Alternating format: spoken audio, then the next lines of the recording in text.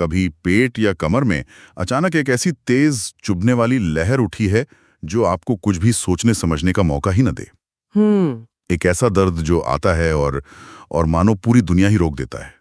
बहुत से लोगों के लिए इस भयानक अनुभव की वजह कोई बड़ी बीमारी नहीं बल्कि एक छोटा सा कठोर पत्थर होता है। जी हाँ, हम बात कर रहे हैं शरीर के अंदर बनने वाली पथरी की। बिल्कुल। और आज हम इसी विषय की आप कह सकती हैं तह तक जाएंगे। ये पथरियां जिन्हें मेडिकली कैलकुलाई कहते हैं, आखिर हैं क्या? ये कोई बाहर से आई हुई चीज नहीं है, इन्हें हमारा शरीर खुद बनाता है। अच्छा। हाँ, तो सवाल यह है कि क्यों शरीर में ये पत्थर कहाँ-कहाँ और कैसे बनते हैं, और सबसे जरूरी इनसे बचने और निपटने के रास्ते क्या हैं? तो आज हम खास तौर पर 3 मुख्य प्रकारों पर ध्यान केंद्रित करेंगे: गुर्दे की पथरी, पित्ताशय की पथरी और मूत्राशय की पथरी। सही है। और हमारी ये पूरी बातचीत MSD मैनुअल, मेयो क्लिनिक और NIDD के जैसे दुनिया के सबसे भरोसेमंद मेडिकल स्रोतों पर आधारित है।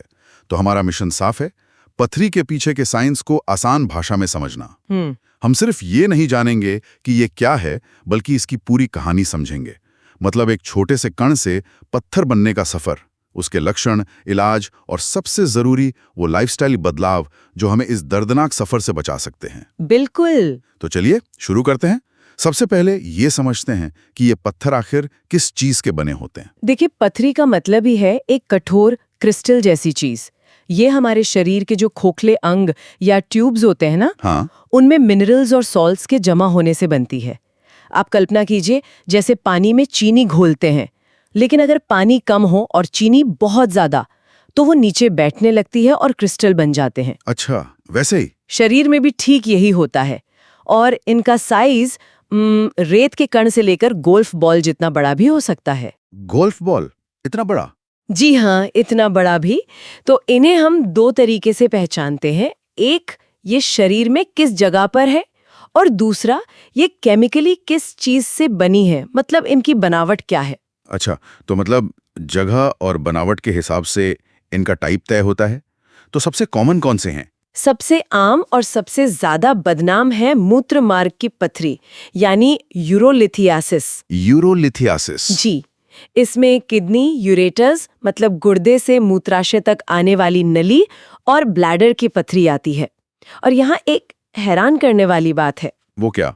इन सभी पथरियों में से करीब 85% कैल्शियम के कंपाउंड से बनी होती हैं, जैसे कैल्शियम ऑक्सलेट या कैल्शियम फॉस्फेट। 85%?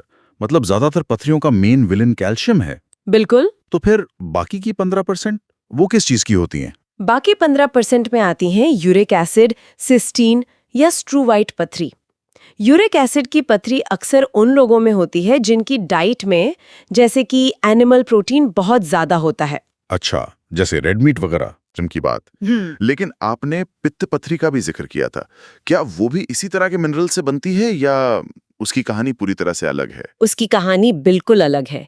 पित्त पथरी यानी कोलेलिथेसिस पित्ताशय या गाल ब्लैडर में बनती है, और यहाँ का विलेन कैल्शियम नहीं बल्कि कोलेस्ट्रॉल है। कोलेस्ट्रॉल? जी, 80% से ज्यादा पित्त की पथरियां कोलेस्ट्रॉल के जमने से बनती हैं, जब हमारे पित्त या बाइल में इसकी मात्रा जरूरत से ज्यादा हो जाती है। अच्छा।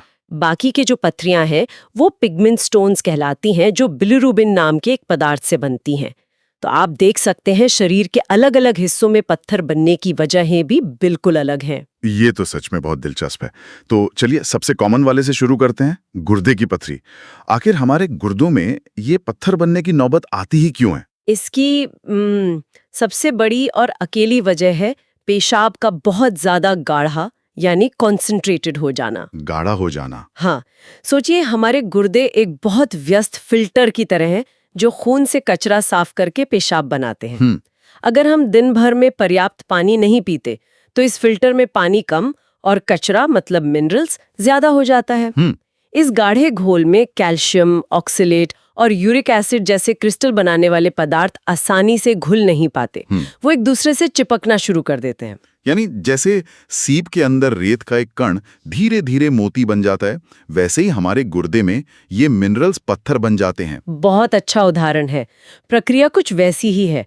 पहले एक छोटा सा क्रिस्टल बनता है, फिर उस पर और परतें जमती जाती हैं और देखते ही देखते ही एक पत्थर का रूप ले लेता है। तो मतलब पानी की कमी सबसे बड़ी वजह है? सबसे बड़ी।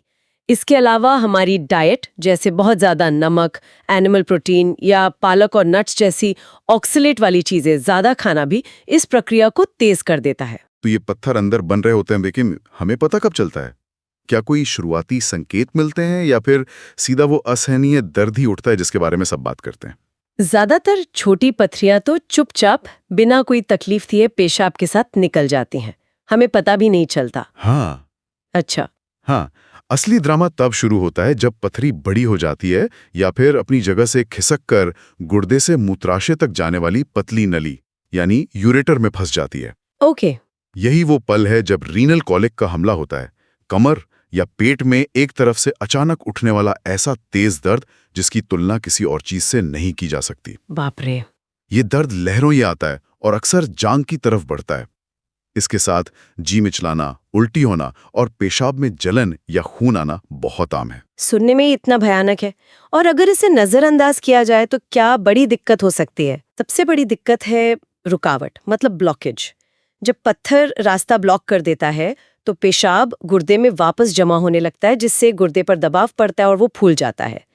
इस कंडीशन को हाइड्रोनेफ्रोसिस कहते हैं। हाइड्रोनेफ्रोसिस। जी। अगर ये रुकावट जल्दी नहीं हटाई गई तो इससे गुर्दे में गंभीर इन्फेक्शन हो सकता है और लंबे समय में किडनी को परमानेंट डैमेज भी हो सकता है। तो डॉक्टर कैसे कंफर्म करते हैं कि ये पथरी ही है? सबसे पहला स्टेप यूरिन टेस्ट होता है, ये देखने के लिए कि कहीं पेशाब में खून के कण, क्रिस्टल्स या इन्फेक्शन तो नहीं है। इसके बाद इमेजिंग की जाती है। इमेजिंग मतलब? एक्सरे। हाँ, एक्सरे हो सकता है, लेकिन पहला और सबसे सुरक्षित तरीका अल्ट्रासाउंड है, क्योंकि इसमें कोई रेडिएशन नहीं होता।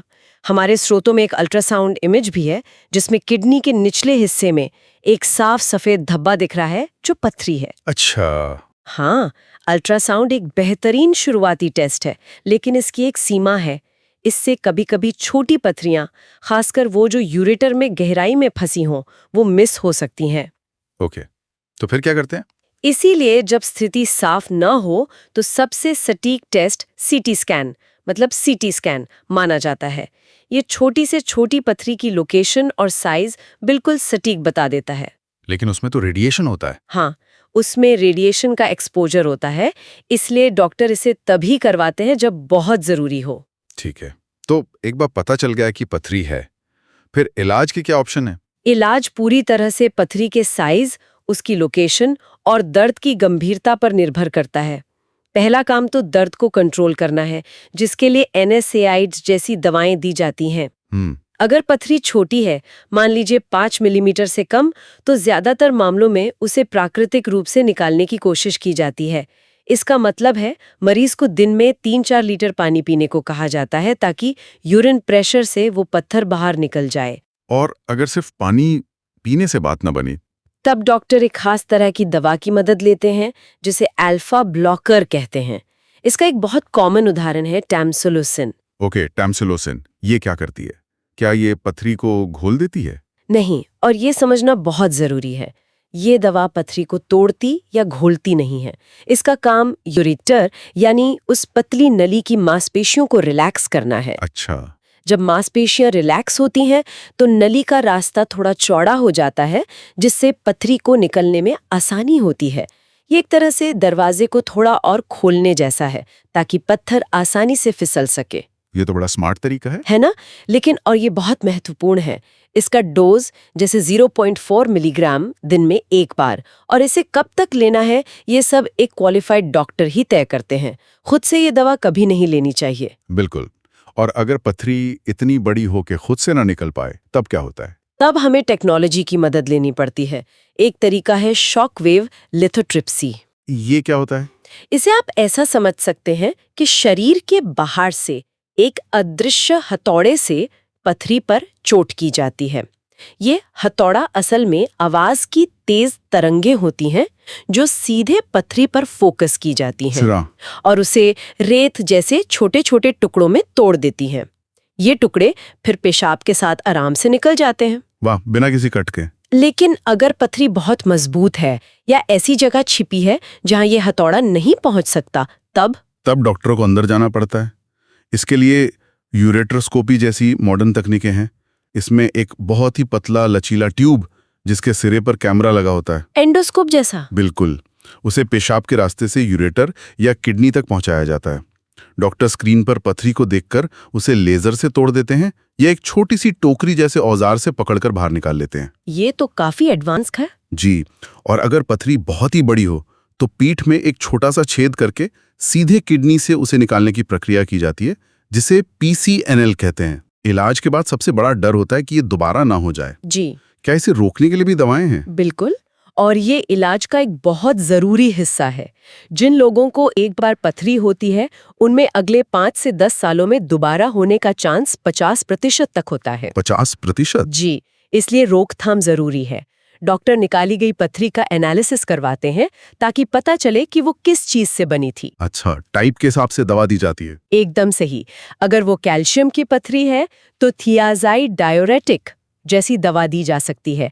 ये दवा किडनी के ट्यूब्यूल्स पर काम करके पेशाब में कैल्शियम की मात्रा को कम करती है। और अगर यूरिक एसिड वाली हो तो? वहीं यूरिक एसिड की पथरी के लिए पोटेशियम सिट्रेट जैसी दवाएं दी जाती हैं, जो यूरिन के पीएच को बदलकर उसे कम एसिडिक बनाती हैं, जिससे यूरिक एसिड क्रिस्टल्स घुल जाते हैं और नए नहीं बनते। समझ गया। लेकिन फिर से वही चेतावनी, ये दवाएं स्पेशलिस्ट के देखरेख में ही ली जानी चाहिए, क्योंकि इनके भी साइड इफेक्ट्स हो सकते हैं। तो हमने देखा कि गुर्दे की पथरी मुख्य रूप से पेशाब में घुले मिनरल्स के गाढ़े होने से बनती है, लेकिन शरीर में एक और जगह है जहां तरल पदार्थ गाढ़ा होकर पत्थर बना सकता है, और वो है हमारा पित्ताशय यानी गॉल ब्लैडर। यहाँ की कहानी जैसा आपने बताया बिल्कुल अलग है। एकदम अलग। यहाँ का मुख्य तरल है पित्त या बाइल, जिसे हमारा लिवर बनाता है, और पित्ताशय उसे स्टोर करके गाढ़ा करता है।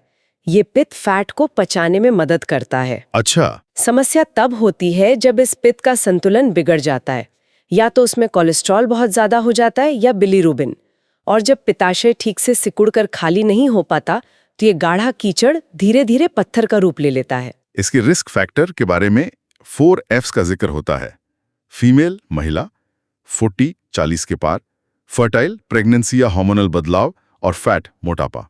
ये कितना सच है? ये काफी हद तक सही है, और इन जोखिम कारकों को याद रखने का एक आसान तरीका है। महिलाओं में एस्ट्रोजन हार्मोन बाइल में कोलेस्ट्रॉल की मात्रा को बढ़ाता है और पित्ताशय की गति को धीमा करता है, इसलिए उनमें इसका खतरा ज्यादा होता है। अच्छा। उम्र, मोटापा और प्रेगनेंसी भी इसी तरह से काम करते हैं। यहाँ एक और बड़ा रिस्क फैक्टर है तेजी से वजन घटाना। वजन घटाना? उससे क्यों? जब कोई क्रैश डाइटिंग करता है तो शरीर ज्यादा फैट बर्न करता है, जिससे लिवर ज्यादा कोलेस्ट्रॉल बाइल में छोड़ता है और पथरी बनने का खतरा बढ़ जाता है। अरे वाह! और इससे अक्सर साइलेंट कहा जाता है। इसका क्या मतलब है?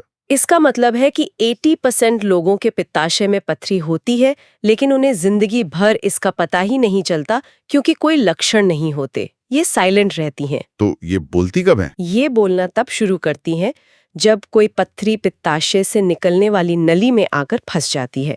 ये अक्सर ज्यादा तला हुआ या फैटी खाना खाने के बाद होता है।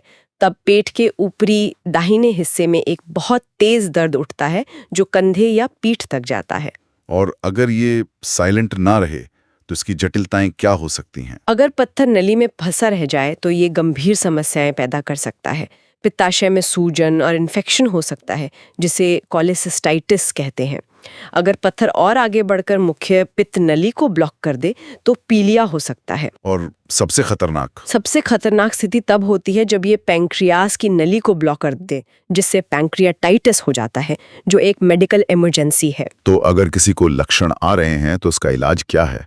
कैसे भी दवाओं से घोला जा सकता है? देखिए, अगर लक्षण है तो इसका सबसे पक्का और स्थायी इलाज सर्जरी ही है। इस सर्जरी को लैप्रोस्कोपिक कोलेसिस्टेक्टमी कहते हैं, जिसमें की होल सर्जरी के जरिए पूरे पित्ताशय को ही निकाल दिया जाता है। तो लिवर बनाता है। अच्छा। जब पित्ताशय निकल जाता है तो लिवर पित्त बनाना जारी रखता है, बस वो अब स्टोर होने के बजाय सीधे आंत में टपकता रहता है।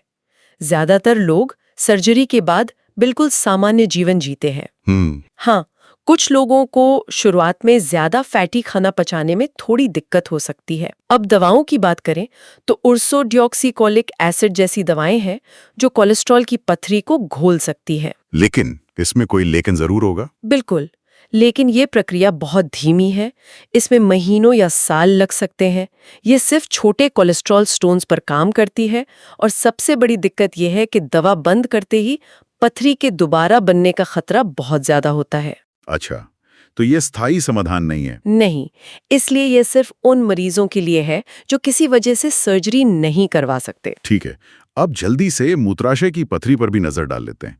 ये किडनी स्टोन से कैसे अलग है? किडनी स्टोन ऊपर बनता है और नीचे आ सकता है, लेकिन मूत्राशय की पथरी ज्यादातर मूत्राशय के अंदर ही बनती है। और क्यों बनती है? इसकी वजह लगभग हमेशा एक ही होती है, मूत्राशय का पूरी तरह से खाली न हो पाना। जब पेशाब मूत्राशय में रुका रहता है तो वो खड़े पानी जैसा हो जाता है। इस रुके हुए गाढ़े पेशाब में मौजूद मिनरल्स धीरे धीरे जमकर पत्थर बना लेते हैं। और मूत्राशय खाली क्यों नहीं हो पाता? इसका सबसे आम कारण है बढ़ती उम्र के पुरुषों में प्रोस्टेट ग्रंथि का बढ़ना, जिसे बीपीएच कहते हैं। बड़ा हुआ प्रोस्टेट पेशाब के रास्ते को दबाता है, जिससे ब्लैडर पूरी तरह खाली नहीं हो पाता। अच्छा, तो ये पुरुषों में ज्यादा आम है। जी हाँ, इसके अलावा रीढ़ की हड्डी में चोट या कोई न्यूरोलॉजिकल समस्या भी इसका कारण हो सकती है।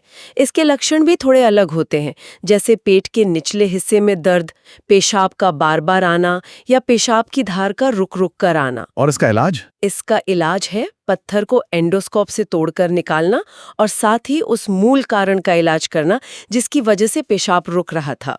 तो हमने तीनों मुख्य प्रकार की पथरियों को समझ लिया। अब सबसे जरूरी हिस्से पर आते हैं, रोकथाम। क्या हम इन सब तकलीफों से बच सकते हैं? बिल्कुल, और अच्छी खबर ये है कि रोकथाम के तरीके बहुत सरल है। तीनों तरह की पथरियों के लिए एक नियम जो सबसे ऊपर है वो है पानी, पानी और ज्यादा पानी। पानी? जी, दिन में कम से कम 2 से 3 लीटर यानी 8 से 12 गिलास पानी पीना ही है। लक्ष्य ये होना चाहिए कि पेशाब पानी की तरह साफ या हल्के पीले रंग का हो। अगर वो गहरा पीला है तो इसका मतलब है कि आप पर्याप्त पानी नहीं पी रहे। नींबू पानी के बारे में क्या कहते हैं? नींबू पानी पीना किडनी स्टोन के लिए खास तौर पर फायदेमंद है, क्योंकि उसमें मौजूद साइट्रेट कैल्शियम ऑक्सलेट क्रिस्टल को बनने से रोकता है। ये तो सबसे जरूरी बात हुई। और डाइट का क्या रोल है? यहाँ पर एक बहुत बड़ा कंफ्यूजन कैल्शियम को लेकर है। हाँ, और यहाँ एक सबसे चौंकाने वाली बात सामने आती है जो सुनने में बिल्कुल उल्टी लगती है। बताइए। हमें लगता है कैल्शियम की पथरी है तो दूध, दही, पनीर सब बंद कर दो, लेकिन विज्ञान कहता है ये सबसे बड़ी गलती है। असल में खाने में सही मात्रा में कैल्शियम लेने से पथरी का खतरा कम होता है। कमाल है। पर ये काम कैसे करता है? होता ये है कि जब हम खाने के साथ कैल्शियम खाते हैं तो वो हमारी आंतों में ही ऑक्सलेट नाम के विलेन से जुड़ जाता है और मल के रास्ते बाहर निकल जाता है। अच्छा। वो खून में पहुंचकर किडनी तक जा ही नहीं पाता। लेकिन जब हम कैल्शियम खाना बंद कर देते हैं तो ऑक्सलेट आंतों में अकेला रह जाता है, आसानी से खून में चला जाता है और किडनी में पहुंचकर कैल्शियम के साथ मिलकर पत्थर बनाता है। तो कैल्शियम से डरना नहीं है, उसे खाने के साथ लेना है। बिल्कुल, हाँ। नमक और रेड मीट कम करना बहुत जरूरी है। ये तो सच में एक मिथ बस्टर है। और पित्ताशय की पथरी से बचने के लिए क्या खाना पीना चाहिए? पित्ताशय की पथरी के लिए डाइट का नियम सीधा है। अपनी डाइट से अनहेल्दी फैट, तला हुआ खाना और रिफाइंड चीजें जैसे मैदा, चीनी, इन्हें कम करें। और क्या बढ़ाएं? और फाइबर बढ़ाएं। खूब सारी सब्जियां, फल और साबुत अनाज खाएं। एक स्वस्थ वजन बनाए रखना बहुत जरूरी है। Mayo clinic, national kidney foundation और ब्रिटेन की NHS जैसी सभी बड़ी स्वास्थ्य संस्थाएं इन्हीं बातों पर जोर देती हैं। तो आज की इस गहरी चर्चा का सार ये है कि शरीर में बनने वाले ये पत्थर, चाहे किडनी में हो या पित्ताशय में, इनके पीछे कहीं ना कहीं हमारी जीवन शैली और खान पान का असंतुलन है।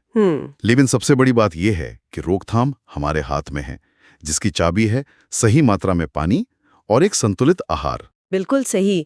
हमने इतने सारे मेडिकल प्रोसीजर्स और दवाओं की बात की, लेकिन अंत में कहानी हमारी रोज की छोटी छोटी आदतों पर ही आकर टिक जाती है। और यहीं पर मैं श्रोताओं के लिए एक सवाल छोड़ना चाहता हूँ। आज हमने शरीर के अंदर बनने वाली इन कठोर चीजों की बात की, लेकिन क्या ये पथरियां सिर्फ एक मेडिकल प्रॉब्लम है, या फिर ये हमारी मॉडर्न लाइफस्टाइल, हमारे प्रोसेस्ड फूड और जिस तरह से हम अपने शरीर के संकेतों को नजरअंदाज करते हैं, उसका एक बड़ा प्रतिबिंब है? यह सोचने वाली बात है। क्या हमारा शरीर हमें इन छोटे छोटे पत्थरों के जरिए कोई बड़ा संदेश देने की कोशिश कर रहा है? शायद ये हमें रुककर अपनी भागदौड़ भरी जिंदगी और अपनी प्लेट पर रखी चीजों पर एक बार फिर से सोचने का संकेत दे रहा है। इसी विचार के साथ हम आज की चर्चा समाप्त करते हैं। हमें अपना समय देने के लिए धन्यवाद। जिज्ञासु बने रहें।